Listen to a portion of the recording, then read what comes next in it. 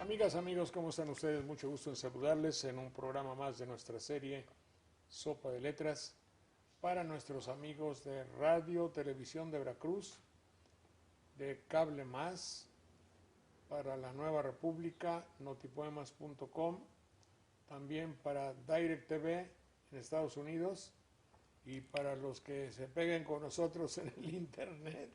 No sé cómo decirlo técnicamente, pero muchas gracias. Ya dije, obviamente, generado en Radio Televisión de Veracruz. Bueno, saludo con mucho afecto a Juanita Robles. Mi querida Juanita, ¿cómo está usted? Mucho gusto. Muy bien, don Jorge, aquí estamos perfectamente. Qué bueno. Clemente Landa, maestro de la Escuela Preparatoria de Jalapa. ¿Cómo te va, Clemente? Bien, Jorge, gusto de saludarte como siempre. El señor profesor lingüista especializado, Manuel Munguía, ¿cómo te va? Ni tanto que queme al santo. Buenos días, bien, Jorge. No, lingüista es el que tiene especialidades relacionadas con el modo de hablar, Sí, para que veas que soy delicado. Sí. Gracias, buenos días. Armando Ortiz, mi querido periodista y escritor. Espero que no sea lingüista lengua larga también, porque No, igual me acomodo, No. Señor profesor Eliud, mucho gusto, salve. Salve, Georgius, bona die stivisit. Buena día. 5, Daniel Méndez Vivanco. Daniel, mucho gusto saludarte, ¿cómo te va? Igualmente, don Jorge, muy buenos días.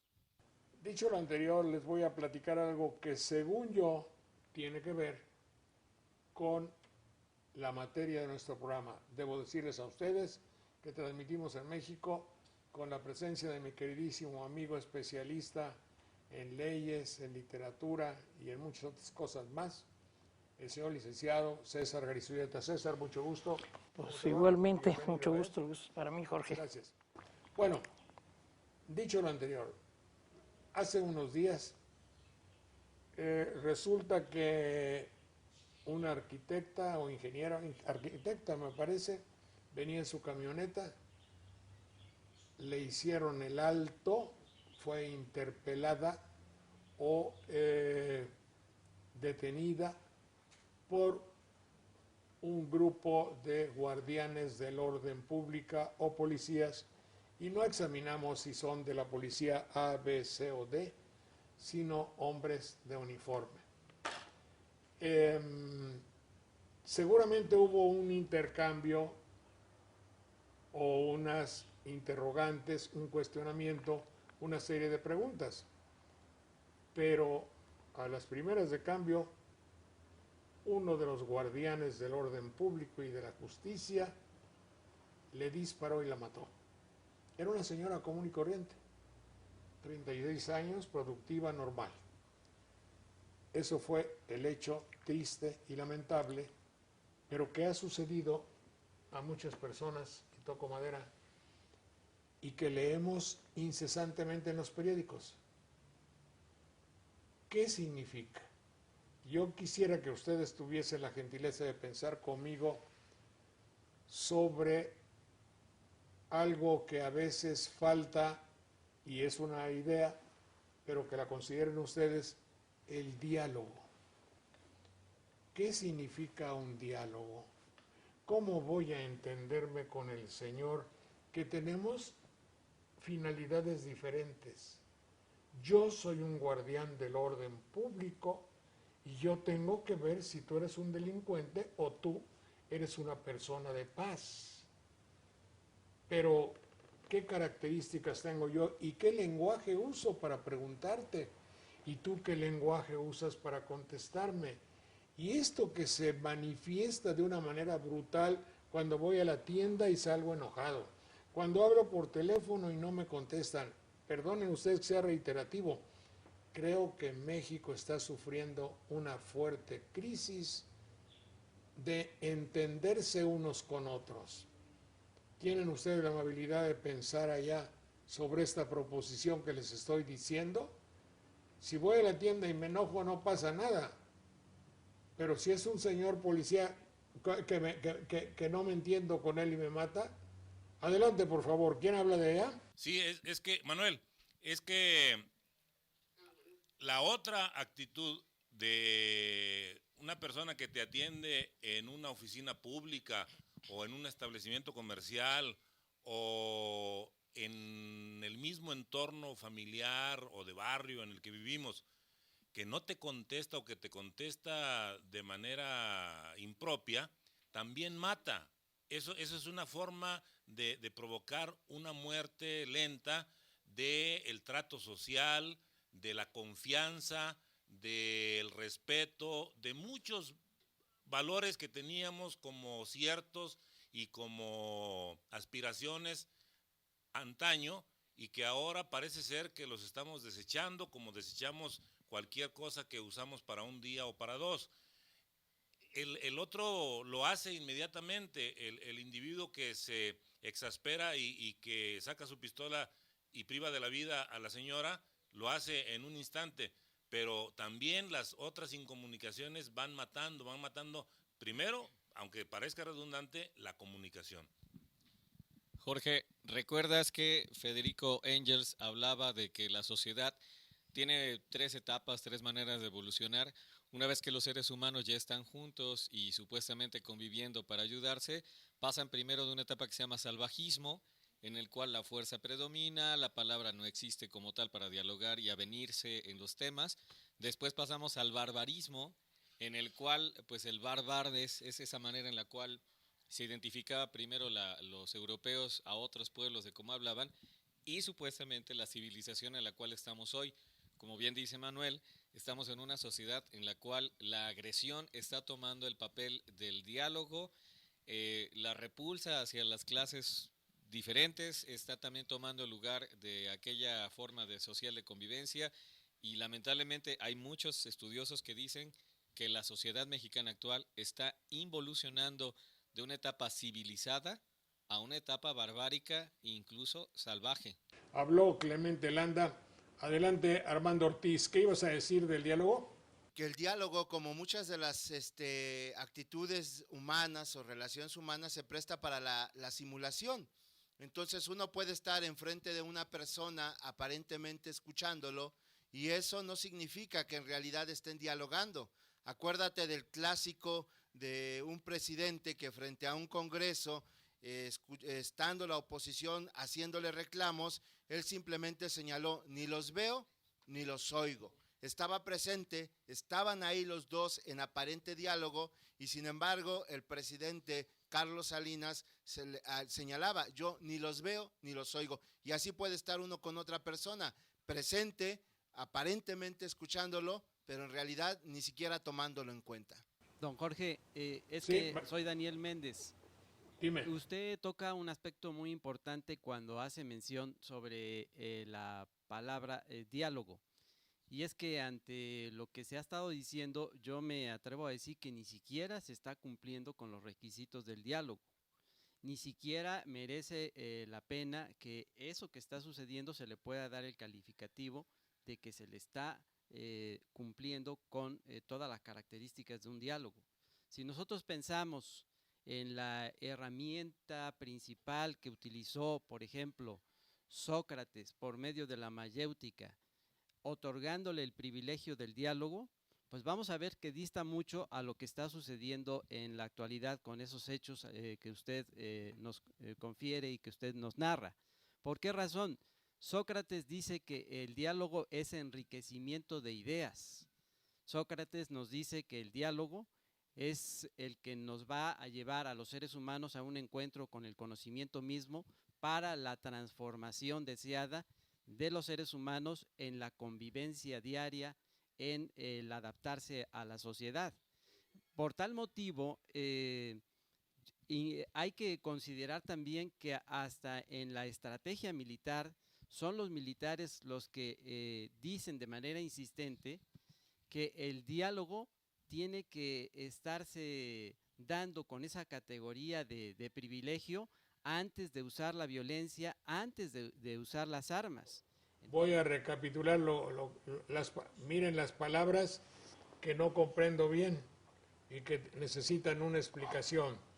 La palabra diálogo, apúntenle, diálogo, barbarismo, avenirse. ¿Qué es exactamente la agresión? ¿Qué es la involución? ¿Qué carambas es la mayéutica que utilizó mi querido compañero desde Huatusco?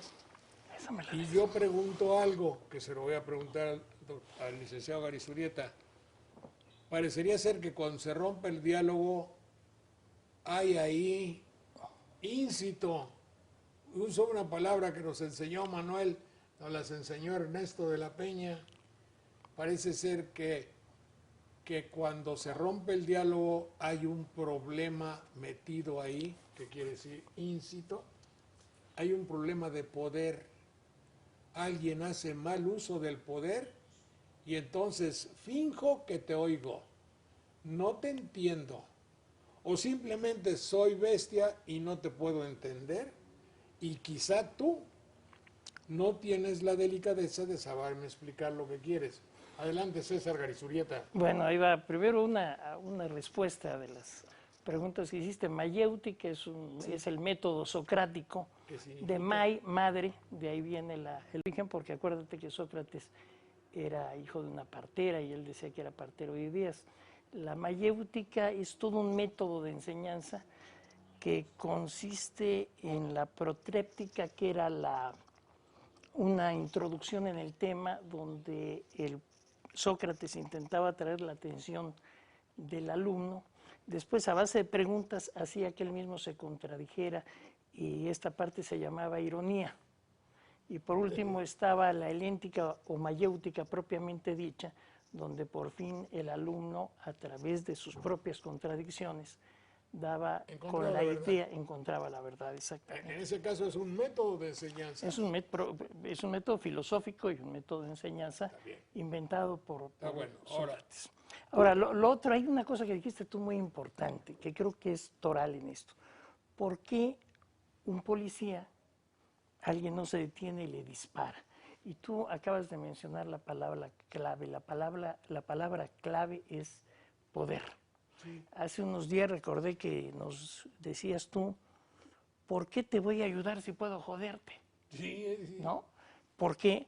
Porque si yo te ayudo no te estoy demostrando ningún poder. Te estoy ayudando, pero no te estoy demostrando mi poder. Mi poder te lo demuestro cuando obro en contra de tu voluntad. El juez no demuestra poder cuando absuelve, demuestra poder cuando condena.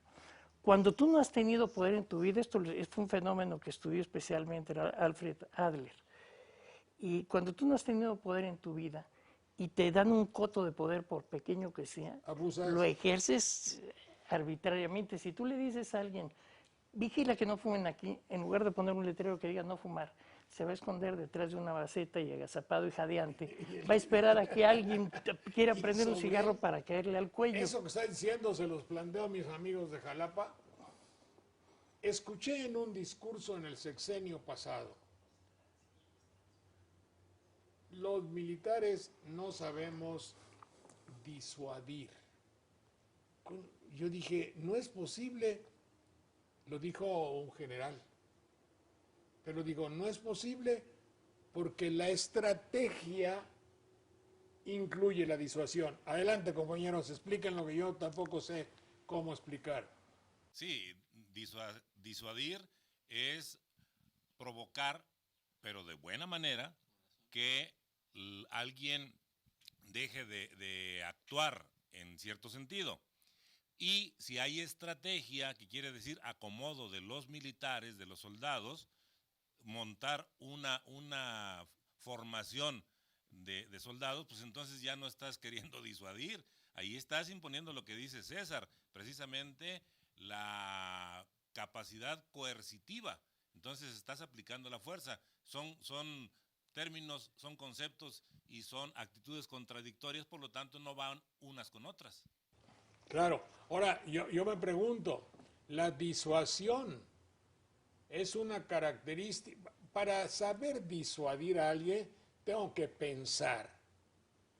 Si cuando me dicen los militares no pueden disuadir, equivale a decir no piensan o no tienen una de las características del pensamiento, que puede ser la convicción, la disuasión, ¿cómo te voy a decir? La consideración que yo hago nacer en ti para que no me ataques.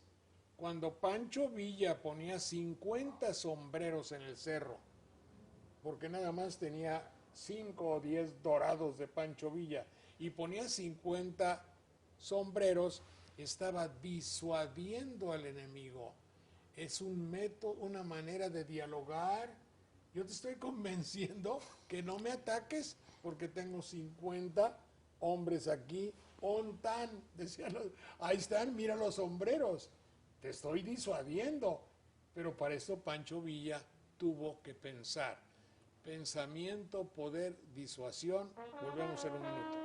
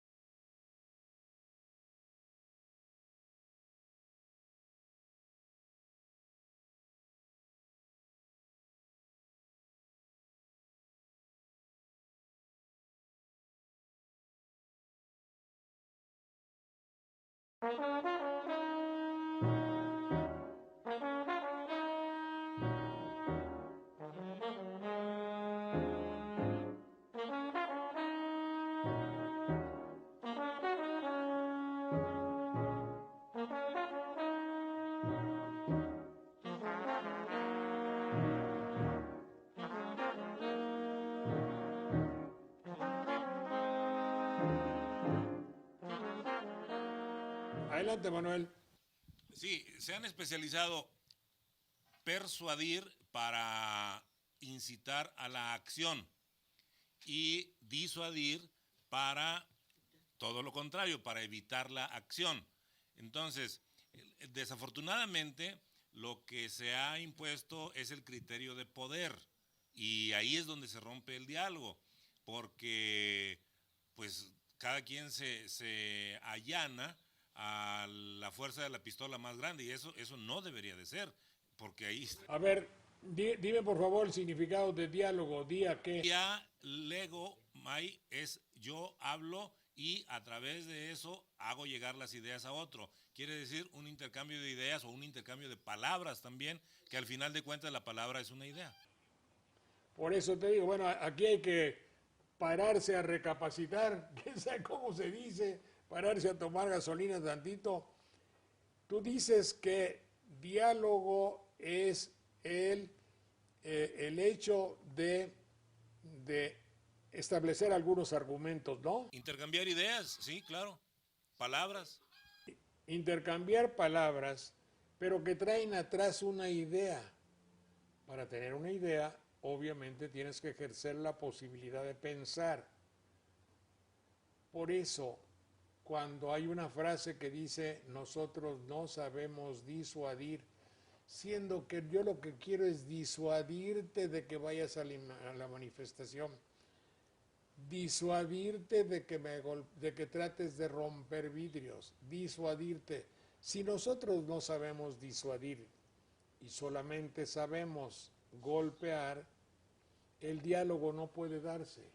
No. No existe, don Jorge. ¿Qué quiere decir interlocutor? Sí, no se busca un interlocutor, se busca un vasallo en todo caso. Claro. A alguien a someter. Fíjese, don Jorge, que entre los animales cuando sienten peligro, temor o cuando quieren conquistar otro pequeño territorio dentro de su vida, lo que hacen es tratar de persuadir al otro, al contrincante o de sea de cuál especie, mostrando fuerza, tamaño, color, muchas formas. Cuando el ejército dice no puedo yo disuadir, es porque no hay argumentos de razón de su lado, lo que existe es fuerza y la tienen que hacer desplegada. Decía hace un momento su invitado Gary Zurieta, que el pequeño poder que llega a juntar una persona lo puede volver una persona abusiva, incluso maliciosa, y eso se ve en el que está de cadenero en el antro, decidiendo quién entra y quién sale, que es una persona grande, a todas luces fuerte, y que en el momento en que él quiera le puede pegar a la persona que esté adentro de ese lugar, como hemos visto que está pasando también, desafortunadamente en la Ciudad de México hay 3 ejemplos. Mataron a golpes al nieto de Malcolm X, mataron a golpes a unos jóvenes también que estaban tomados, y parece que a partir de la fuerza desaparecieron también otros jóvenes en un lugar de ahí de la Ciudad de México, en el Heaven, que se llama así el antro, y desafortunadamente es porque la gente tiene el poder para mover y persuadir a las personas, no disuadir, que sería a partir de las ideas, como bien dice Manuel. Y es como dice Clemente, Jorge, de alguna manera la disuasión es un instrumento que se utiliza cuando el diálogo falla, porque la disuasión es indirecta, la disuasión no es directa. Tú no puedes disuadir a alguien directamente señalándole las cosas que no debe de hacer. Tú, con algunos elementos de poder, le muestras a esa persona que si hace algo que él no quiere, va a haber consecuencias. Y por el otro lado, el diálogo cumple el círculo de la comunicación entre un emisor, entre un receptor y una retroalimentación. Eso es el diálogo. Si nada más hay un monólogo y la otra persona solamente está escuchando sin participar, sin asimilar lo que está escuchando, entonces no hay diálogo. A ver, Mira, Jorge. Espérame tantito, porque eso no lo entendí muy bien. Hay emisor, hay receptor. Y transmisión. Entonces, son varias cosas las que cumplen este circuito de la comunicación.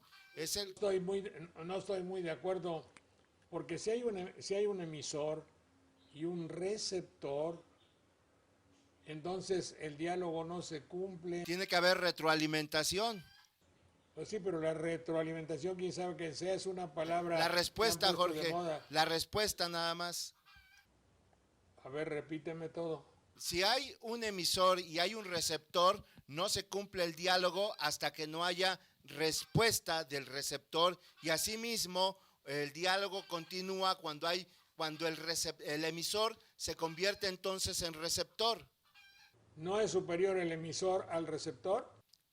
En la primera parte parecería que hay una relación de superioridad, pero en cuanto se intercambian las funciones, ahí es donde se equiparan, y por eso es que se puede hablar de diálogo, porque están en igualdad de circunstancias, mientras que lo otro es sometimiento y por lo tanto es negación del diálogo. Mira, Jorge, Está bien. perdón, me gusta dime. más a mí la etimología de logos, que es razón, a través de la razón. Entonces, si le quitamos al humano la razón, pues nada más queda lo no humano, es decir, la bestialidad. Entonces, ¿cómo se va a cultivar la razón? Esto me lleva inmediatamente a la educación, ¿verdad? Y a saber pensar, ¿verdad? A saber dialogar. Esto desde Grecia se daba. Por parte de Sócrates, la razón imperaba, pero también la cerrazón, o sea, cerrarse a la razón, imperaba de los sofistas, que tenían ellos como armas poderosas, parece que estoy hablando en nuestro tiempo, ¿verdad? La retórica y la erística. La erística es el arte de argumentar para convencer, no importando la verdad o la falsedad. Y la retórica es el arte de hablar bellamente, ¿verdad? Con estas dos armas, y lo peor que en Grecia eran los paidagogos, o sea, los maestros o los educadores, pues. Es que está muy bonito eso. Dos cosas que dijiste muy bello, que es la razón. Bueno, la razón la entendemos. Yo digo algo razonable, saca el paraguas porque va a llover. Es razonable mi pensamiento. Pero si digo cualquier imbecilidad, ante la lluvia es una cerrazón, o sin razón, pero me gusta mucho la cerrazón porque es una palabra de las que Juanita por ahí alguna vez nos debe haber hablado, porque decir la cerrazón de la gente, eso lo decía mi abuelo, ¿sí? Están cerrados a la lógica, cerrados a lo, bloqueados a lo razonable, y me gusta mucho traer a cuento la palabra cerrazón. Oye, nada más yo quisiera, Adelante, César. con todo respeto para nuestro tertulio, con todo respeto desde luego, yo quisiera sí salir un poco en defensa de los sofistas. ¿Qué decían los sofistas? En realidad, la pugna entre Sócrates y los sofistas es la pugna esencial de la filosofía. Sócrates suponía que la realidad existía con independencia de que alguien lo considerara. Es decir, lo justo es justo aunque un ser humano no lo considere como tal. Aunque un juez no lo Existe el considere. arquetipo.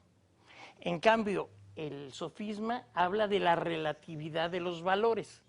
Es decir, por eso te podían convencer de algo en la mañana y de lo contrario en la noche, porque la conclusión es que la verdad variaba según las circunstancias de tiempo, modo y lugar. Sócrates da lugar finalmente al justnaturalismo, es decir, a la suposición de que hay una justicia eterna y válida para todos los pueblos.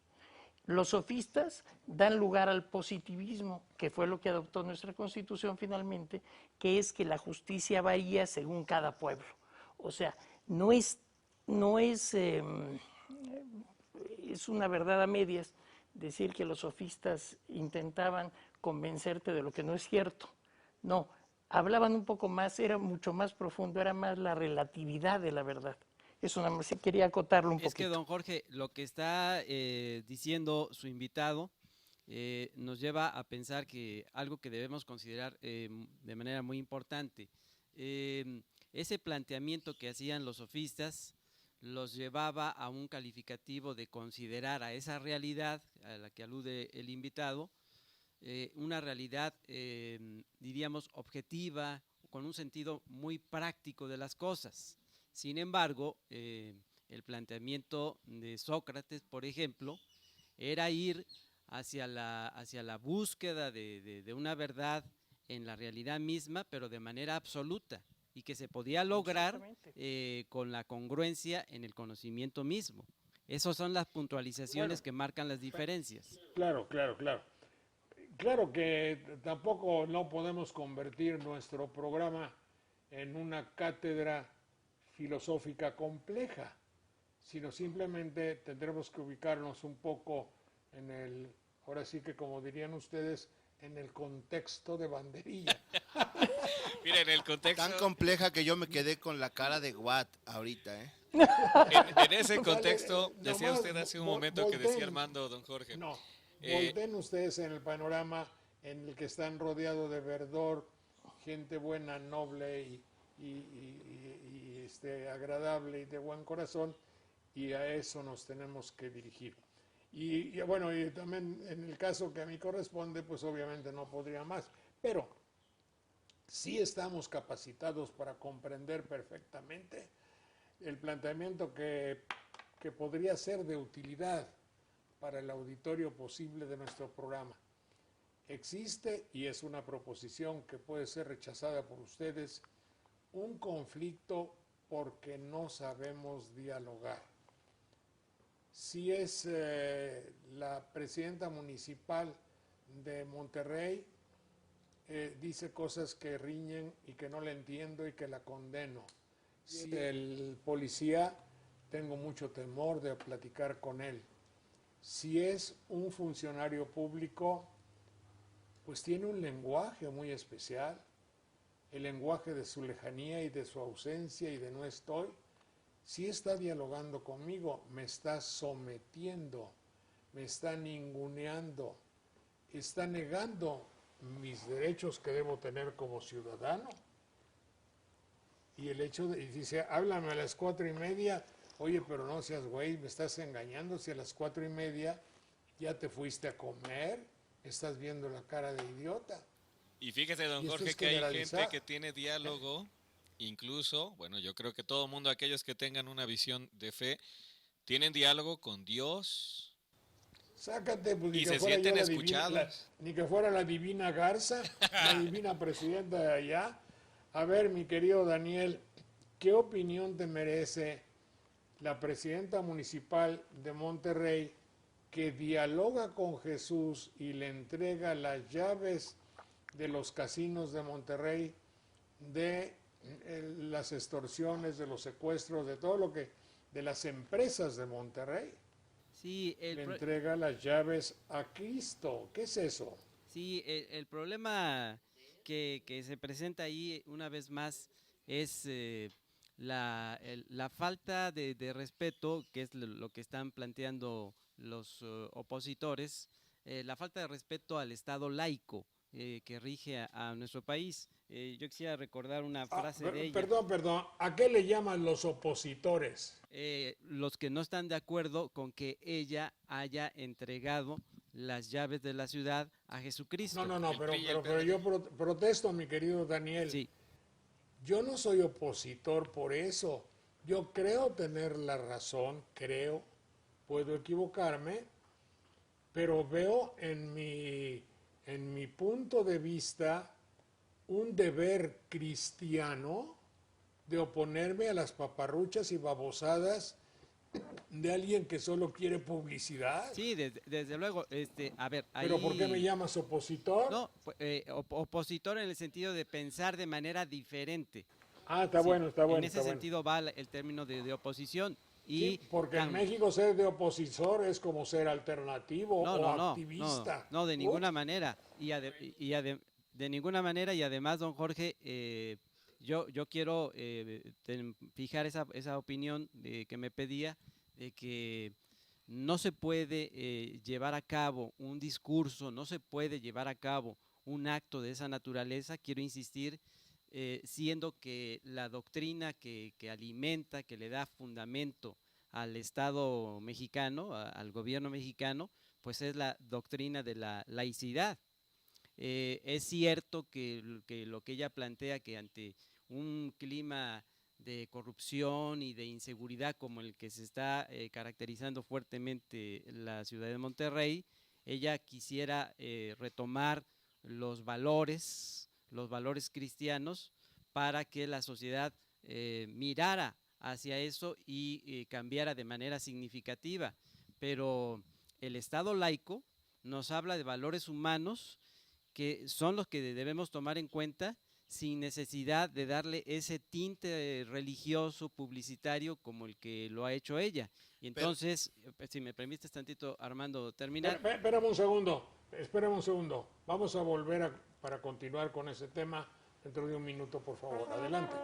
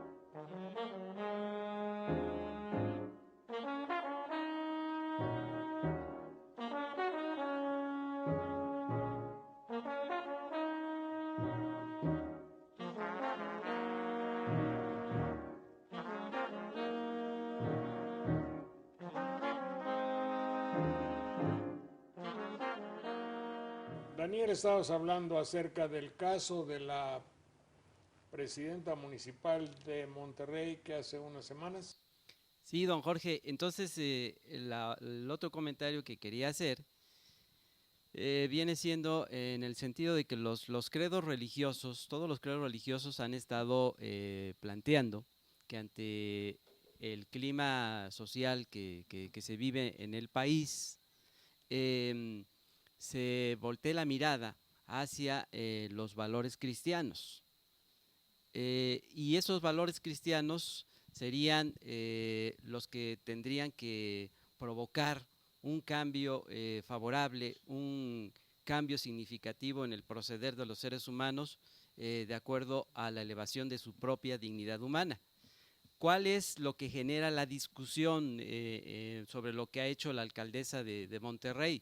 Bueno, con el cargo que tiene, investida con ese cargo, que ella lleve a cabo un evento de esa naturaleza religiosa, ante un Estado laico que es el que nos rige, pues eso provoca una situación muy delicada, pero que no es la primera vez que ocurre, y quienes no están de acuerdo, quienes piensan de manera diferente, expresan que el Estado laico ha venido teniendo una serie de provocaciones, una serie de acciones en contra para demeritarlo, y es ahí donde se traba la gran discusión.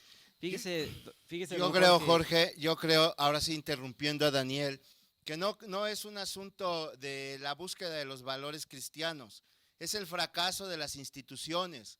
La alcaldesa debería de encomendarse a las instituciones de este país, no a la religión, no a Cristo, no está buscando los valores. Es un acto desesperado en donde las instituciones han fracasado, y es como encomendarse a la divina providencia cuando ya te estás ahogando, caramba. Bueno, yo creo que todavía es peor que tenga esta mujer en su visión muy personal, respetable, una encomienda hacia alguien, hacia una entidad, hacia lo que ella crea que le puede ayudar, es muy respetable. Pero que de repente encargue el trabajo administrativo, funcional y operativo de una entidad pública como el municipio de Monterrey por una cuestión de creer que así se van a resolver las cosas, en principio, si lo cree, es estúpido. En segundo lugar, lo que está buscando no es que de verdad una entidad superior se haga cargo de las cosas. Está buscando cámara, está buscando la difusión y que salga en redes sociales. La cuenta de esta alcaldesa, hasta antes de este anuncio, tenía 25,000 seguidores. A partir de esto tiene 75,000 seguidores. Logró lo que quería. Lo que quiere es aparecer en los medios nacionales. Tiene el interés de ser gobernadora de Nuevo León. Ese es lo que está buscando esta mujer, que bien o mal hablen. Es como César Duarte cuando se encomienda también el gobierno de Chihuahua y pide perdón por lo que está pasando en ese estado, y le pide perdón a Dios, no a sus ciudadanos. Desde luego, don Jorge, que yo estoy totalmente de acuerdo con lo que han expresado mis compañeros, porque lo que ha estado sucediendo es, y insisto, no es el primer ejemplo de este tipo de cosas, que los políticos que rigen los destinos de este país en los distintos niveles agarren a la religión como una bandera mercadotécnica para atraer los reflectores, y eso es carente de todo sentido ético y de moral. Es un abuso, desde luego, claro, de las creencias religiosas de la sociedad. Uno, porque no todos son cristianos, ni siquiera en Monterrey.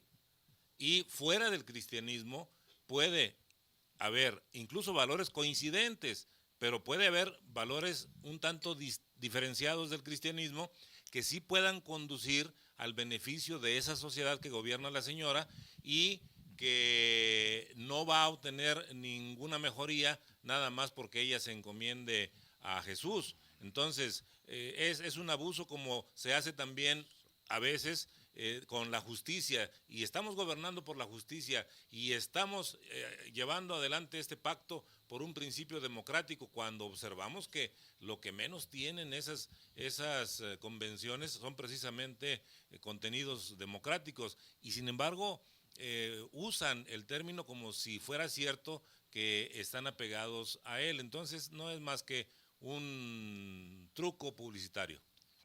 Está bien, volvemos, espérate un segundo. César, ¿qué me ibas a decir? Bueno, algo que es muy importante es por qué el Estado laico. Sí, ¿Por qué existe el Estado laico? Bueno, el Estado laico precisamente existe por la ineficacia del Estado confesional para lograr la paz. Las religiones más taquilleras son las que diferencian al que profesa esa religión de todos los demás pueblos.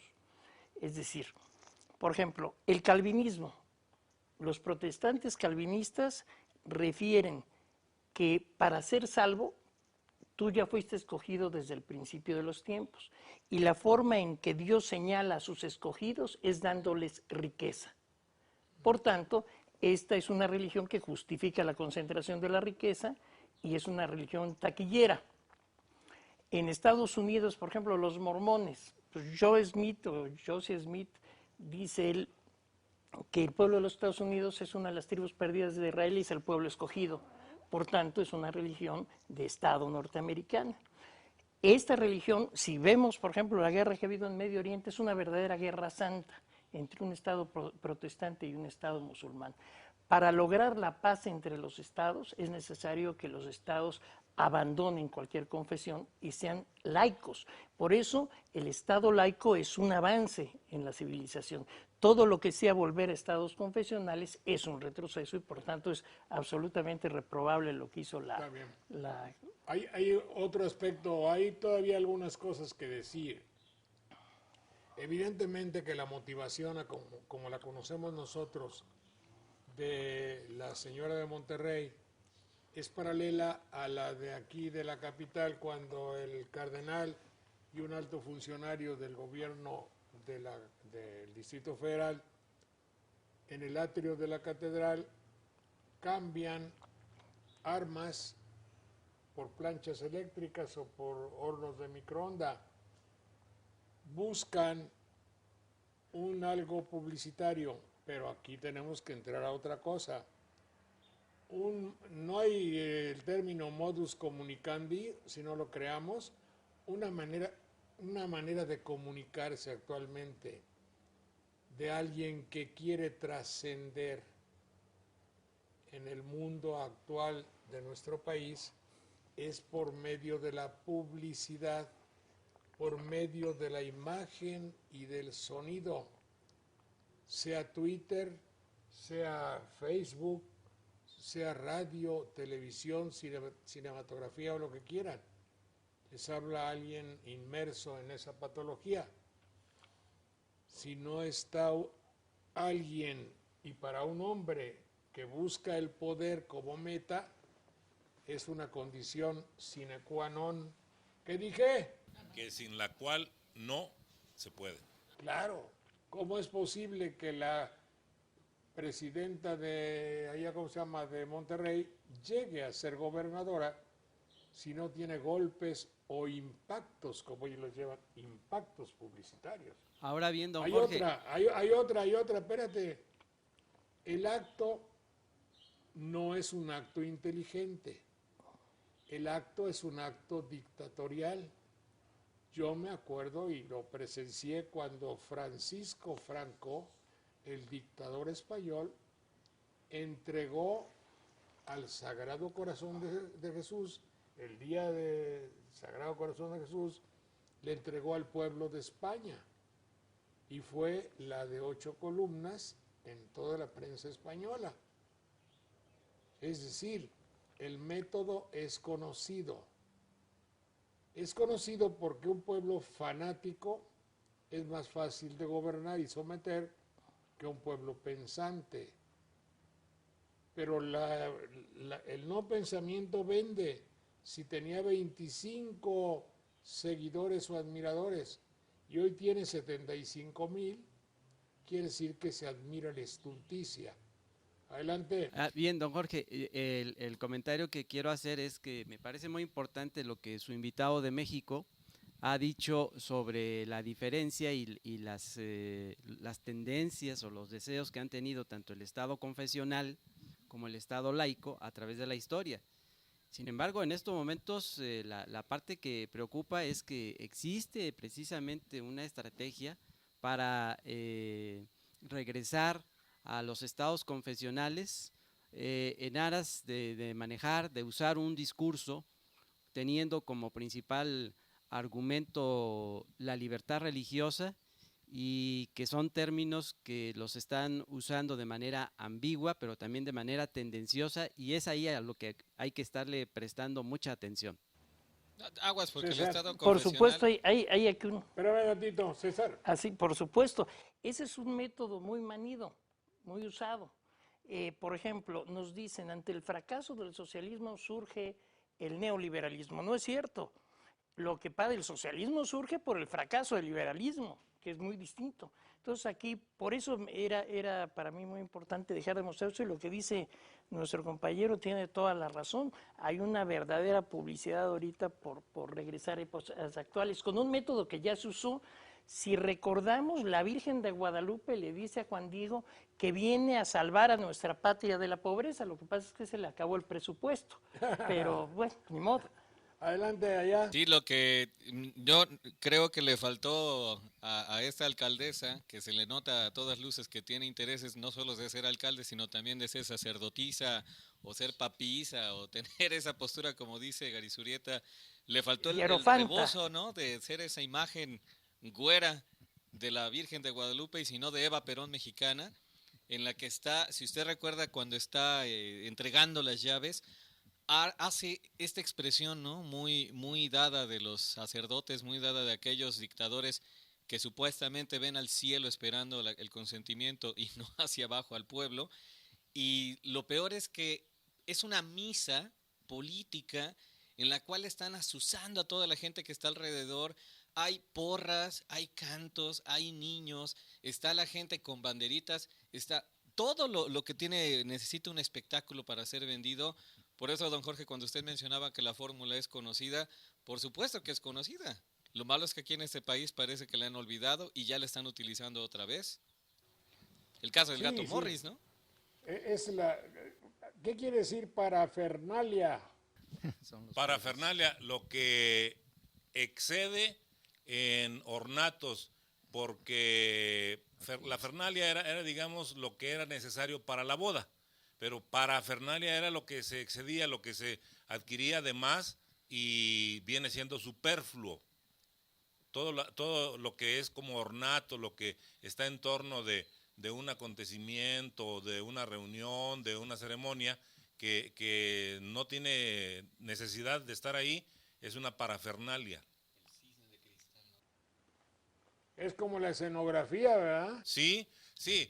Lo que sucede incluso en la entrega esta de las armas enfrente de la Catedral Metropolitana, cuando llevan a la señora Menchú, por ejemplo, ese es otro uso intencionado de la imagen de una persona que tiene un prestigio por otras razones y para quien lo organiza, desde luego, se vuelve un instrumento de publicidad.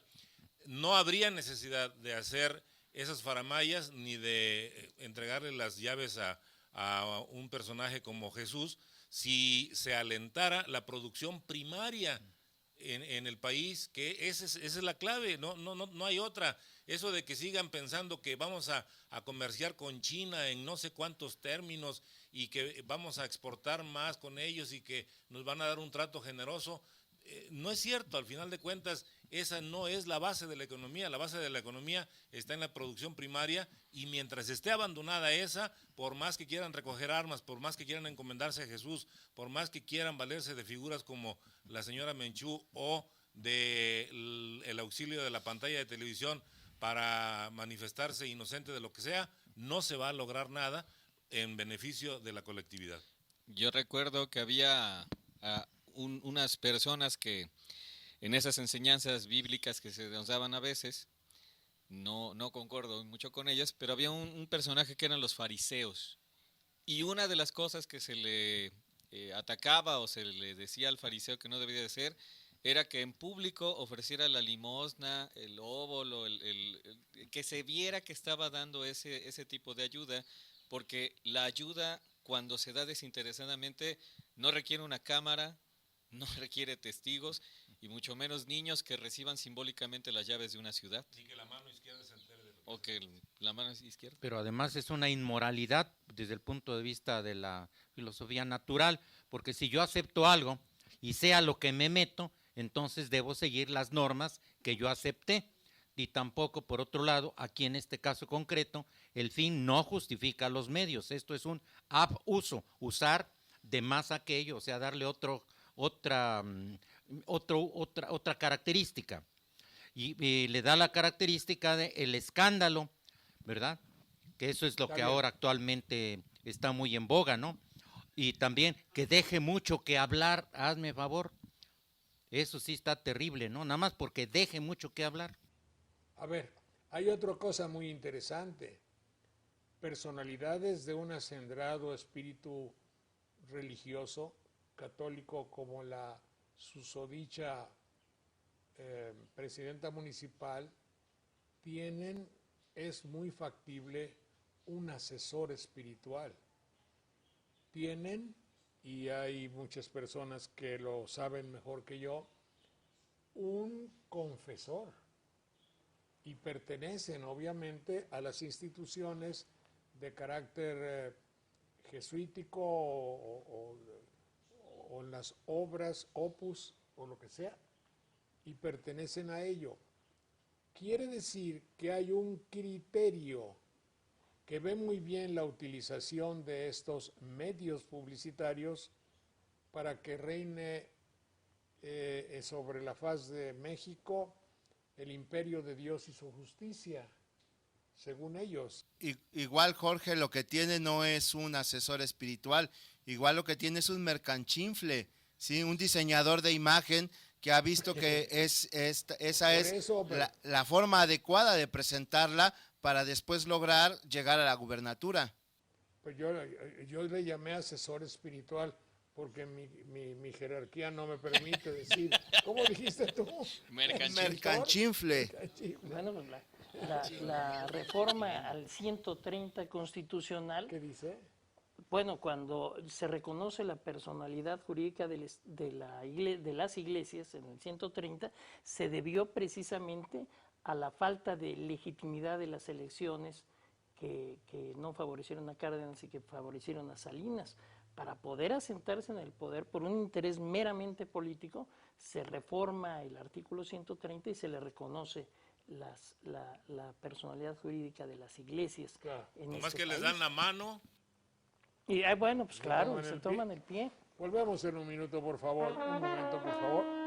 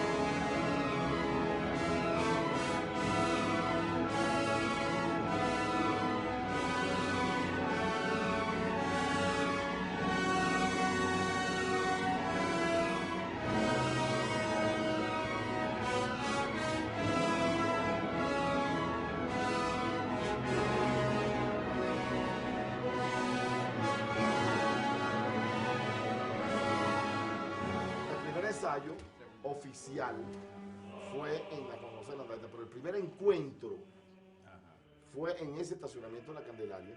Antes de comenzar el ensayo, apareció un hombre que a quien yo no conocía. Dijo, esta orquesta va a proyectarse no solamente dentro de Venezuela, sino a nivel internacional. Ustedes son los pioneros de un movimiento muy importante y tienen la profunda responsabilidad de llevar sus conocimientos a los niños del país. Y esto se parece tanto al jardín de los sueños que se bifurcan. Cada uno de los que estamos aquí en un momento dado tenía un sueño para realizarse en la música. Y todos ellos convergieron en un sueño maravilloso que el maestro Abreu quizás había soñado antes que nosotros. Y resulta que estos sueños de realización individual vinieron a converger en esta cosa maravillosa que hoy día tenemos. Un país sembrado de orquestas, más allá de toda perspectiva. Lo que se ha hecho es sembrar en cada uno de nosotros la convicción de que se puede hacer. Y con ese lema de tocar y luchar, se ha clavado en cada uno de nuestras almas el convencimiento de lo que se hace, con amor y con convicción. No se puede parar, no se puede detener. Y Heidegger dice que la vida tiene que concebirse como quien nada en un mar, ¿no? En el mar de la nada, para no hundirse en el mar de la nada, y entonces araña el futuro continuamente. De manera que todo el presente es un futuro sido, es un futuro que ha sido. Pero el espíritu se sembró desde el primer ensayo, ¿verdad? Y esa fuerza se fue multiplicando, un modo de vida, un modo de interpretación, un modo de una necesidad de expresión, que es lo que caracteriza el sistema musical venezolano, porque los momentos que nosotros hemos tenido desde que éramos juveniles, las orquestas infantiles ahora también, suenan con ese sonido que retumba en las almas de los oyentes desde el principio de las orquestas. De ellos que invirtieron toda su vida desde niños, que tuvieron fe en sí mismos. Por encima de la música, la humildad. Y esa palabra de humildad, la tenemos todos en dar lo que hemos aprendido al próximo. Si nosotros, que somos la primera generación, hemos aprendido bien la lección y la podemos transmitir, yo les diría que el cielo es el límite.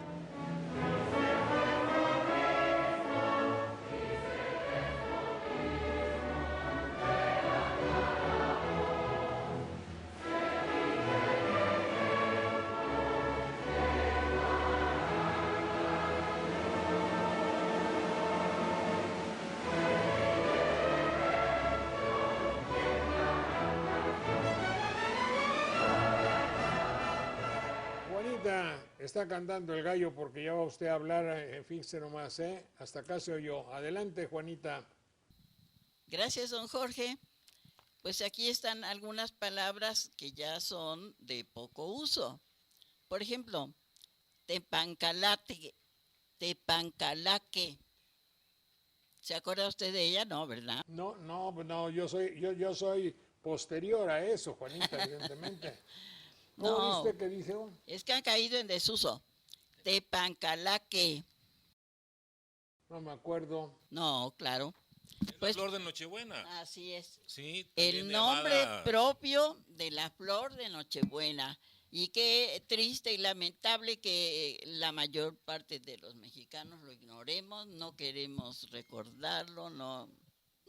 Y lo peor es que lo sustituimos por poinsettia. Para que documentes tu optimismo, la clasificaron como poinsettia en honor de un gringo. Anda, del embajador está gringo con de eso, Poinsett, don Jorge. que Fíjese, fue lo peor. es para que dé coraje. Bueno, seguimos. Espéreme. Me acuerdo de una palabra que de mi época que sí se llamaba va a haber guateque. ¿Se acuerda? Eso también, sí. Guateque sí, fiesta. Pero baile. ¿de dónde viene? ¿Será algo que viene del Caribe? No, es un nahuatlismo que tiene que ver con fiesta, con alboroto, con papaquilistis. Yo creo baile también. Baile, sí. Bueno, adelante, Juanita. Bueno, tepalcate. Tepalcate. Tepalcate sí lo recordamos muchos de los que están aquí, los que nos escuchan, porque es tiesto o fragmento de cualquier trasto de barro. Ese es un tepalcate. Tepalcatudo, pues en este caso se refiere a una persona, es obvio. Persona con mucho dinero, o sea, tepalcates, es decir, pesos, monedas de plata, nada menos. Mantenencia. Es la acción de dar sustento, o sea, mantener, ¿verdad? Alimentar a la familia. Trifulca. Aparato con que se mueven los fuelles de los hornos. Pero también puede ser disputa, pelea, riña. Apoteca, pues es una palabra que ha caído en desuso, porque ya ahora se utiliza más farmacia, o botica, o droguería, o boticario. Patraña. Patraña es simulación, mentira, embuste. Arrebujar quiere decir que se cubre uno bien la cabeza. Bueno, en los lugares chicos, en los pueblos, como la mujer todavía sigue cuidando y respetando su rebozo, se envuelve con él bien la cabeza. Pero también hay algunos policías que los hemos visto que se arrebujan con un pasamontañas. Reverberar. Reverberar es reflejarse la luz de un cuerpo luminoso en otro. Es cuando incluso a veces hasta resulta molesto que algo, como un pedacito de espejo o algo así, se cae en el agua y entonces se refleja la luz de ese cuerpo luminoso. Verberar. Ahora ya nada más es verberar. Es un golpear el viento o el agua en alguna parte. Todos hemos sido seguramente testigos de cómo a veces se llega, y creo que en esta época también es más o menos frecuente, que llegue el viento y golpea contra las ventanas o contra las puertas, y si las tenemos un poco mal cerradas, pues hay que correr como loquitos a cerrar. Parsimonia. Parsimonia. Sí, esta sí la conoce usted bien. Sí la conozco, pero ya hace años que ni la oigo, ni la veo, ni la tengo. Pero usted sí la utiliza porque es una persona muy parsimoniosa. Gracias. Bueno, es quien se comporta con mesura, sobriedad, o más o menos en algo así, con calma, lentamente. No, Juanita, te debes dedicar a la política, ¿eh? Las llaves de la ciudad, don Jorge. ¡Ay, cómo son envidiosos! Bueno, antipara. Observar, compañeros, es antipara. No antiparra. No, esa es otra. Esa es otra, sí, claro. Antipara es un biombo que se pone delante de una cosa para cubrirla, para resguardarla, para que no se vea qué hay del otro lado. A veces se pone cerca de la cama para que no molesten a quien está dormitando. Si o por esto estuviera razón. enfrente, sería una antipara. Ajá. Bueno, y también tenemos antiparras. Eso sí. Ya esta es otra, que son unos anteojos o gafas. Finalmente son antiparras porque cubren los ojos. Y que ve dos, que son anteojos que se sujetan en la nariz, nada más aquí. Está bien, gracias Juanita. ¿Pero de qué, don Jorge? Me acordé de ahora que vi usted reverbera en el himno, bueno, una de las canciones muy reconocidas de Venezuela, lo usan de una manera muy bella. Dice, para la bandera, dice, amarillo color de oro y azul de la azul esfera y rojo que reverbera como la sangre del toro. Así bandera es. de Venezuela y ahí sigue. Entonces, ese reverberar. Y a propósito de reverberar, un astro reverbera y el otro cintila. ¿Es diferente? Sí, uno produce la luz parpadeante y el otro lo refleja. Ah, bueno, muy bien. Hablaba usted de, no sé por qué me acordé que antes le decíamos a los policías Genízaro y Cuico en Jalapa. Pero yo creo que son palabras como en cierta forma ofensivas o denigrantes, ¿no? No, originalmente No. Genízaro era el policía, el gendarme recién llegado entre los turcos y ya después se generalizó para decir gendarme o guardia, pero sí entre nosotros llegó a tener un tono un tanto peyorativo o despectivo. Y sí. cuico por aquello de cuicat, que es cantar en náhuatl, y era el que daba el pitazo de alguna mala acción, pero ahora ya a veces no sucede eso. Sí, cuico tiene que ver con el verbo cuicat, que es cantar en náhuatl, porque era el que daba aviso, y entre la jerga de los grupos delincuenciales se especializó para decir el que dio aviso, ese es el que cantó, el que dio el pitazo, pues, porque solían traer un silbato. Entonces el cuico se llamó así por esa derivación de cantar. Bueno, pues eso estuvo muy interesante porque yo me acuerdo, ahora ya ni quien le diga, sí, todavía debe haber, pero en nuestros pueblos le llamábamos, aquí no, en México capital, al policía no se le llamaba cuico, ¿no, verdad? No, yo que lo recuerde, no. No te Yo creo que es de acuerdas, Veracruz. debe ser veracruzano. En los barrios del DF sí se decía cuicos también, ¿eh? Sí, cómo no, sí, me acuerdo. Bueno, hay otra palabra que me vino a la mente que creo que sea antigua. Llévate tus tiliches. Sí. ¿Te acuerdas? Sí, cómo no. Y a ver, tiliche debe ser viejos. Sí, pero debe ser un nahuatlismo. Es nahuatlismo también, sí. Son andrajos, eso quiere decir, y es un reverencial a veces opera incluso así en términos despectivos, ¿no? Los tiliches. O si no, pues para parecer de mucho mundo, porque lo utilizaba María Félix. Muy bien. Bueno, ¿alguna otra cosa que habría sobre estas palabras antiguas? ¿Ya no tendrían alguna otra? Yo me acuerdo que había una palabra que se llamaba incuicatl. Ah, sí, bueno, era una forma de llamar al canto, pero ya combinada con una más, era la definición del arte. Insochit, incuicatl, en el náhuatl clásico quiere decir el arte, es decir, las expresiones de la creatividad humana. Sí, pero ahí yo te quiero decir, nomás que no será flores bonitas. Flor y canto quiere decir insochit, incuicatl. Y don Jorge, hay que mencionar y sobre todo recordar que en aquellos programas que usted conducía de Sopa de Letras en México, era precisamente ya para terminar el programa de Sopa de Letras, usted le cedía el uso de la palabra al arquitecto Ramón Cruces. Y después de esa exposición terminaba con algún poema náhuatl que era de extraordinaria belleza.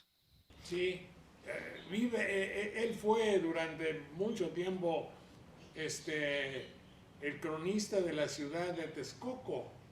Y vive el arquitecto Cruces, estuve el otro día con él y ya hicimos inclusive un programa aquí y se acordaba mucho, y como a mí se me quedó fijo desde la escuela primaria, los reyes serían toltecas o aztecas, no me acuerdo, me dice, como dijo Xochitl, no, Tlotzin, no, era Xochitl, Tlotzin, Quinatzin, Techotlala, Istlizochitl, Tezosomoc, Mastla, Nezahualcóyotl, y Nezahualcóyotl y no sé qué.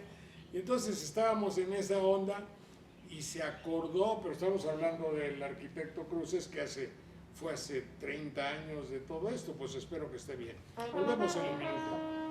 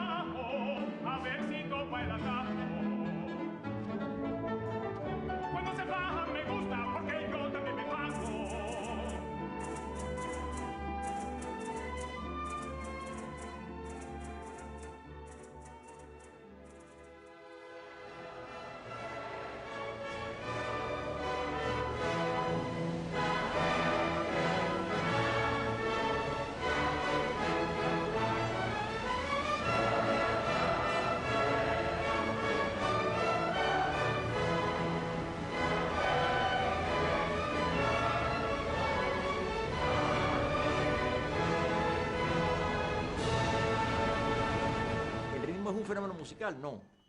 El ritmo es un fenómeno espiritual. El ritmo es el pulso interior del alma. De manera que la música lo que hace es sublimar el pulso interior del alma y expresarlo en forma armoniosa. Sutil, en forma invisible y transmisible sin palabras a los demás seres humanos.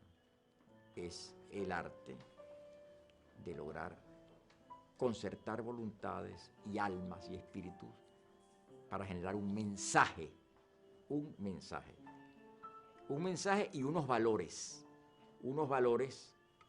óptimos que transforman profundamente el espíritu de ese niño y de ese muchacho que hace eso. ¿Qué es lo que la gente siente? Una revelación. Dios revela algo que es inefable, algo que es impenetrable para la racionalidad, que solo es penetrable por la intuición, ¿no? Es ese joven, ¿verdad?, penetrado por la música, desafiado por el discurso musical y por la tarea de la orquesta, comienza a transformarse él también psicológicamente, ¿no? Tenemos que dejarnos invadir por ese arte que nos une a través de la música, de la plástica, de la literatura, del cine, ¿verdad?, y comenzar a reconocernos a nosotros mismos en nuestra esencia, en nuestra identidad, a través del arte, que es el único mundo en el que podemos realmente encontrar la revelación auténtica de nuestro ser. Es decir, el ser auténtico lo revela el arte como portador de la belleza, que es ser y que es bien y que es verdad.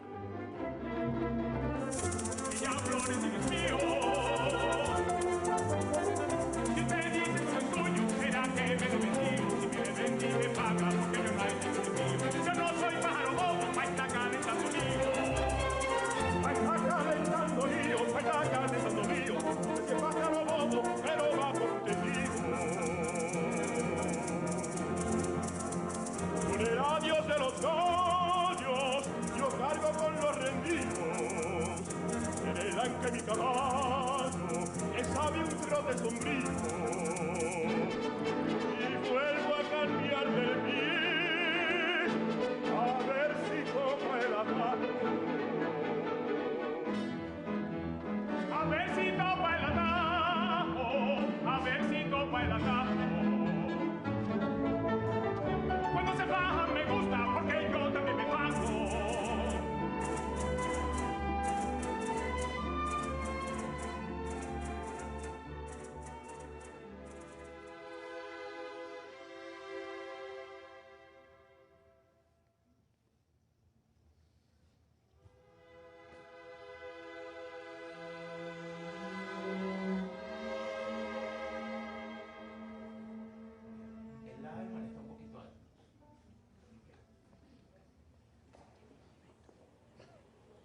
El tiempo es relativo, ¿verdad? ¿Por qué? ¿Qué sucede? Stravinsky decía en una conferencia que el tiempo está en el espacio. Y cuando el músico va a hacer música, ¿no? Lo toma del momento en que lo está viviendo. No es que yo llego aquí y digo 1, 2, 3, 4, sino que eso es una cosa que está ahí. Y no sabemos qué es. Ese es el secreto, esa es la magia de la música. ¿Qué pasa con la música? Es igual, si yo hago mi, re, do, re, mi, sol, la, sol, no digo nada. Si yo hago mi, re, do,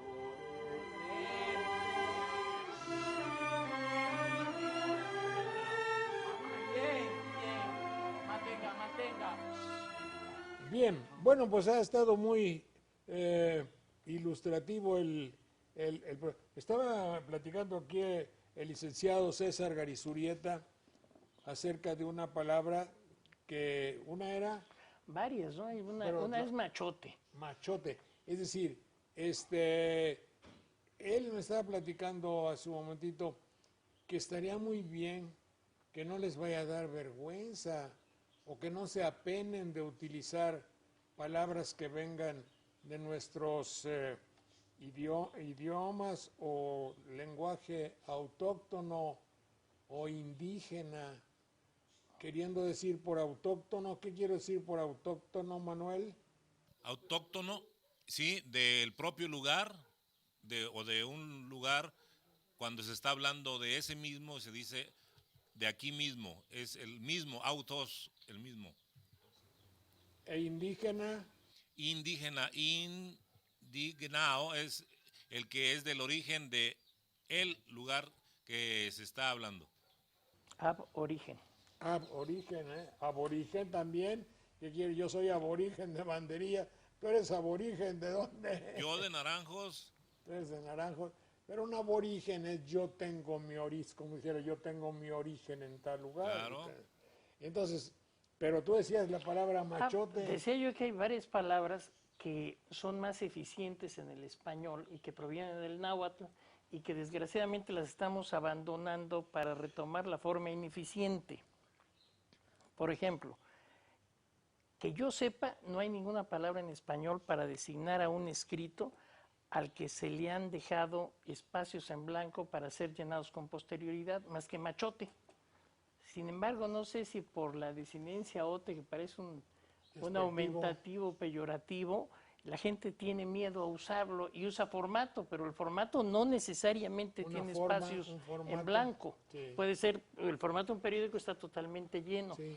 Otra palabra que vamos abandonando también es tlapalería, tlapal, color, y ya otra vez estamos diciendo expendio de pinturas. Es mucho más largo decir expendio de pinturas que decir tlapalería. Antes veíamos que decía ferretería y tlapalería, porque Claro. no solo vendían fierros, también vendían pinturas. pintura. Y ahora, sobre todo ahora con la privatización, con la venta de cómics a una empresa transnacional, pues vamos a ver que la palabra tlapalería seguramente va a desaparecer para detrimento del español que Qué usamos. barbaridad. Bueno, maestra Olivia Domínguez, directora del Archivo del Estado de Veracruz, nos habla acerca de cosas valiosas e interesantes para nuestra historia doméstica de la región. Adelante. Bueno, hoy quisiera hablar sobre un tema que hemos dejado pendiente anteriormente, sobre la modernización que hay en varias ciudades del estado. Resulta que modernizar implicaba no solamente sumarse al proceso de industrialización, sino también hacer uso de los elementos que tenían la industrialización en otros países del mundo. Una ciudad moderna también tenía que estar no solamente con todos los servicios que tenía que tener la ciudad, como introducción de agua potable, de la que ya hemos estado hablando, tener plantas productivas, sino también que la ciudad estuviera iluminada.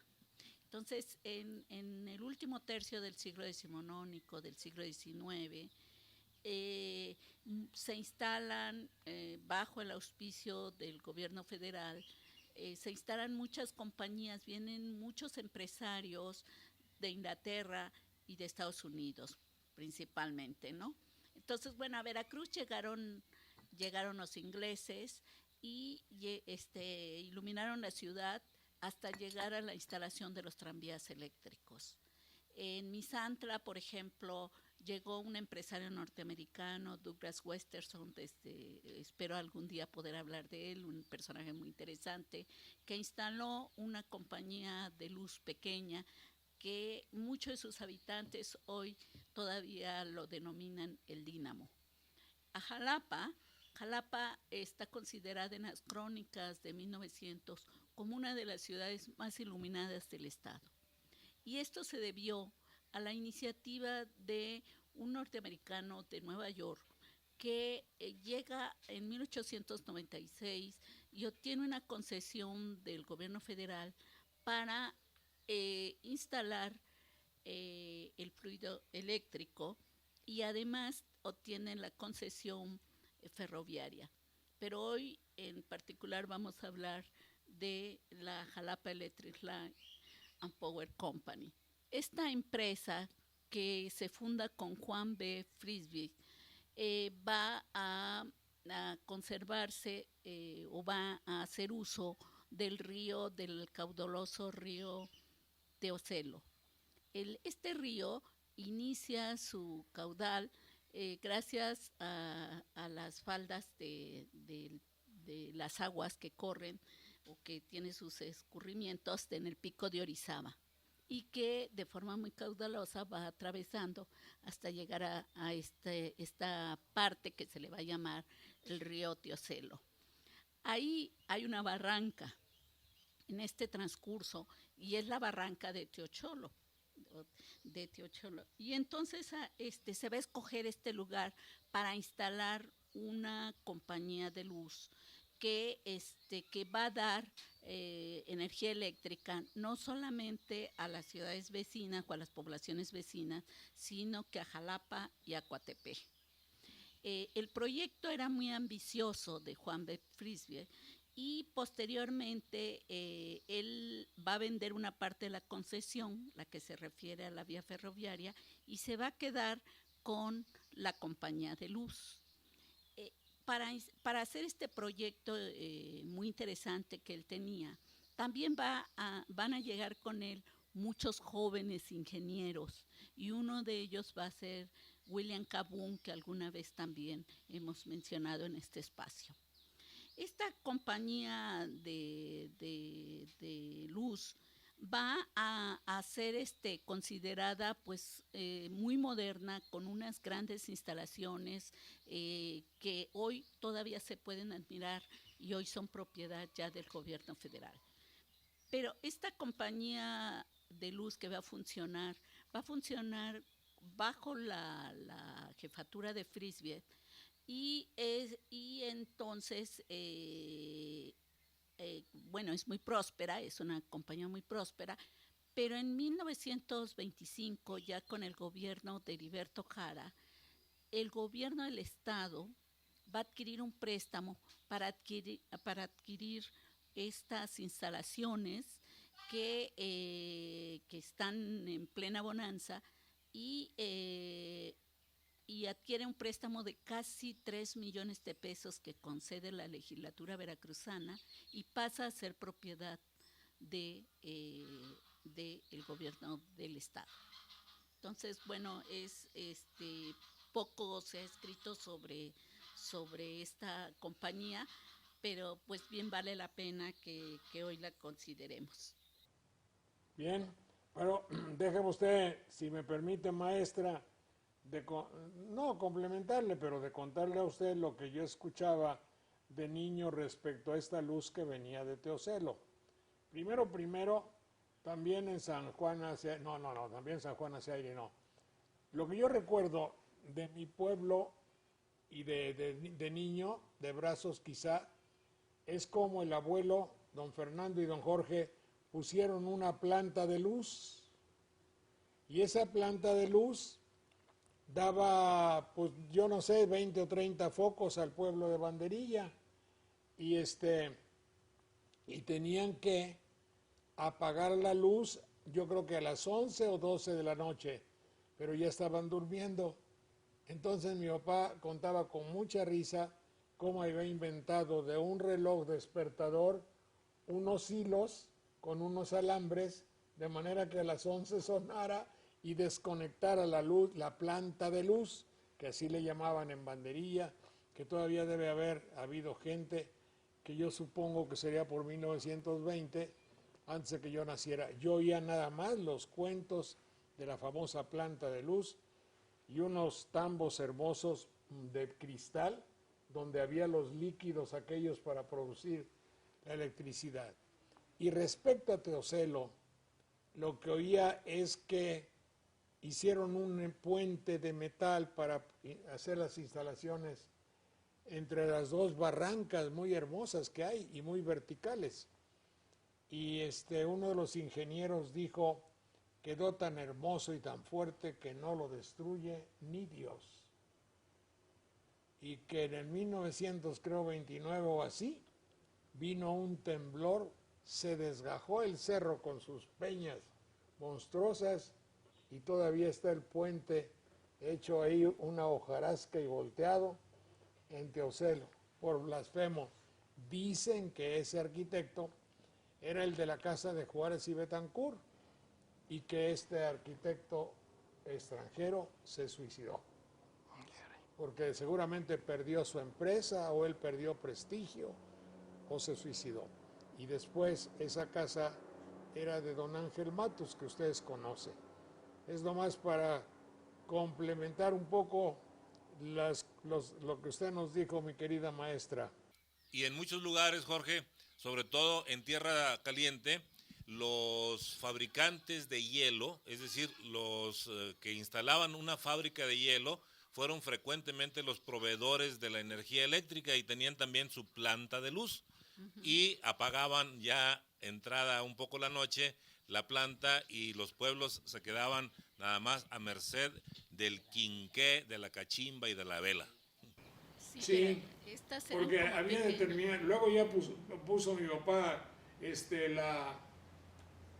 la función de cine, el aparato de cine, y por eso decía que él era muy buen manipulador, porque la manivela, yo supongo que el aparato era de darle vuelta con la mano. La moviola, claro. Sí, entonces era el manipulador. Muy bien, jóvenes, pues son ustedes muy amables, qué bueno que ya practicamos. Muchas gracias, César Garizurieta. Gracias, Juanita. Gracias, Manuel Munguía, Daniel Méndez Vivanco, Clemente Landa, mucho gusto, Armando Ortiz, la maestra Olivia Domínguez y José Eliud García. Gracias. Gracias al Centro Cultural y Social Veracruzano. Muchas gracias a la Florería Detalles de la señora Ana María Bordenev, de Murillo Vidal, número 710, y teléfono 818-4463. No olviden ustedes ver nuestro programa de la nostalgia a las 16:30, tengo entendido. Sí, a las 16:30. Y ya saben que gracias a Radio Televisión de Veracruz, muchas gracias.